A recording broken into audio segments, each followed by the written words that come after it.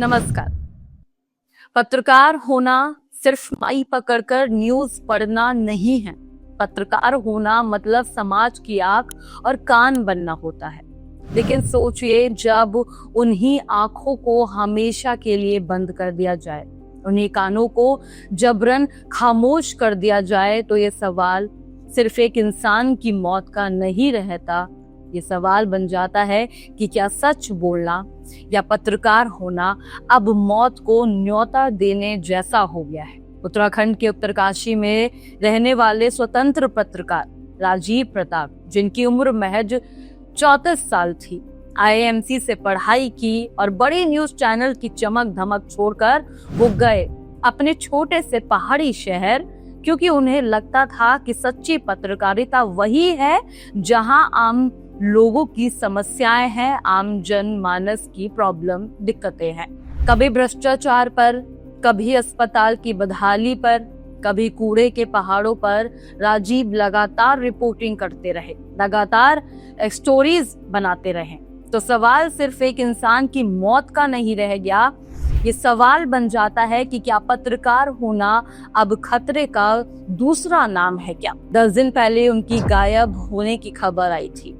उनकी पत्नी बताती हैं कि उनके भ्रष्टाचार की स्टोरीज के कारण उनको धमकियां मिलती रही, और अब 10 दिन के बाद राजीव का शव एक नदी से बरामद हुआ और पुलिस कह रही है कि ये हादसा है। राजीव की पत्नी और भाई, परिवार, सबका आरोप है कि पुलिस की जांच पर उनको कतई भरोसा नहीं है। उनकी मांग है कि इस पूरे मामले में सीबीआई जांच हो, और पुलिस का कहना है कि जांच जारी है और सच सामने जरूर आएगा।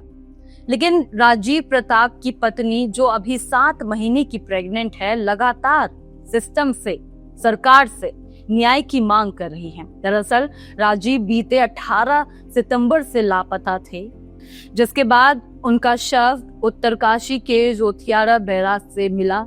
राजीव प्रताप दिल्ली उत्तराखंड लाइव नाम का एक सोशल मीडिया प्लेटफॉर्म चलाते थे। इसी सोशल मीडिया प्लेटफॉर्म के जरिए वह उत्तरकाशी जिले के आम जनमानस की समस्याओं के अलावा विभागों की लापरवाही या भ्रष्टाचार के मुद्दे उठाते रहे हैं। इस पूरे मामले को लेकर अब उत्तरकाशी के डीएसपी के नेतृत्व में ये एक टीम बनाई गई है।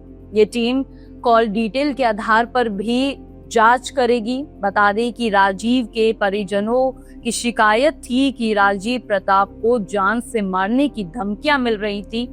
ऐसे में इस तथ्य की जांच के लिए विभिन्न लोगों के बयान भी लिए जाएंगे। जांच की निगरानी उत्तरकाशी के एसपी के नेतृत्व में होगी। पत्रकार राजीव प्रताप के पोस्टमार्टम रिपोर्ट में कहा गया कि उनकी मौत सीने और पेट में अंदरूनी चोटों के कारण हुई। पुलिस ने मंगलवार को यह जानकारी दी। डॉक्टर्स ने बताया कि ऐसी चोटें दुर्घटना के दौरान लगती हैं। उत्तरकाशी की अधीक्षक सरिता डोभाल ने कहा कि पोस्टमार्टम रिपोर्ट में पत्रकार के शरीर पर किसी भी तरह के कोई निशान नहीं मिले हैं। वहीं पत्रकार राजीव प्रताप की पत्नी ने इस मामले में कहा कि उनके पति को लगातार जान से मारने की धमकियां मिल रही थी। उन्होंने भ्रष्टाचार के खिलाफ खबरें चलाई थी, जिसके बाद ही उन्हें लगातार धमकियां मिलती रही। राजीव प्रताप की पत्नी ने पूरे मामले की सीबीआई जांच की मांग की है। अब सुनिए क्या कुछ कह रही है राजीव प्रताप की पत्नी। व्यूअर्स को नमस्कार कहना चाहती हूँ, और मेरा नाम मुस्कान है। मैं राजीव प्रताप की वाइफ हूँ। तो सर, वो मेरी लास्ट बात जो उनसे हुई थी, वो 11 बजे हुई थी उनसे लास्ट जो बात हुई थी मेरी उनसे। उसके बाद सर मुझे नहीं पता है कि वो कहाँ हैं, क्या हैं, कैसे हैं, किस हालत में हैं सर। और मुझे जिन लोगों पे वो है, वो थोड़ा परेशान थे, कई दिनों से मुझे बता रहे थे। इतना स्पष्ट तो उन्होंने मुझे बताया नहीं क्या है, कैसे है। और मेरी उनसे बात हो रही थी, तो मुझे बातों ही बातों में बता रहे थे कि मैं कई दिनों से परेशान हूँ। मैंने यहाँ हॉस्पिटल में वीडियो बनाई थी, स्कूल में यहाँ वीडियो बनाई थी। तो उस चक्कर से मुझे कई लोगों के फ़ोन आ रहे हैं कि वीडियो डिलीट कर, वरना हम तुझे मार देंगे, ये कर देंगे, सो कर देंगे। सर, मैंने उनसे कहा भी हम इस बात पे थोड़ा कार्रवाई करते हैं। उनका ऐसा कुछ नहीं है, पत्रकारों के ऐसे फ़ोन आते रहते हैं सर, तो मैं उसमें ज़्यादा वो नहीं कर पाई। ये मामला सिर्फ एक व्यक्ति की मौत तक सीमित नहीं रह गया है। ये पत्रकारों की सुरक्षा का बड़ा मुद्दा है। भारत का प्रेस फ्रीडम इंडेक्स लगातार नीचे जा रहा है। पिछले कुछ सालों में कई पत्रकारों पर हमले हुए हैं, कई पर तो संदिग्ध परिस्थितियों में उनकी मौत भी हुई है। भारत का प्रेस फ्रीडम इंडेक्स लगातार नीचे गिर रहा है। दुनिया के सबसे बड़े लोकतंत्र में पत्रकारिता सबसे असुरक्षित पेशों में से एक बन चुकी है। बोलने वाले पत्रकारों को धमकाया जाता है, उन पर झूठे केस लगाए जाते हैं और कई बार तो उनकी जान तक ले ली जाती है। पत्रकारिता का इतिहास उठाकर देखें तो आपको कई ऐसे नाम मिलेंगे जिन्होंने सच बोलने और सत्ता के झूठ का पर्दाफाश की कीमत अपनी जान देकर चुकाई। अच्छे और निडर पत्रकारों की हत्या इस बात का सबूत है कि सच्चाई लिखना या दिखाना कई बार सबसे खतरनाक काम भी साबित हो जाता है। आप कुछ ऐसे चर्चित मामले बताऊंगी जो आपको जरूर जानने चाहिए।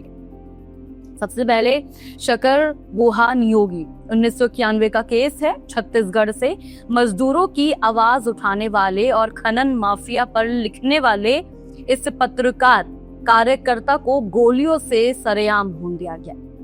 शकर गुहा नियोगी की तरह कई अन्य क्षेत्रीय पत्रकार अवैध खनन, जमीन घोटाले और माफियों के खिलाफ लिखते हुए मारे गए हैं। दूसरा केस राजदेव रजन 2016 का बिहार से।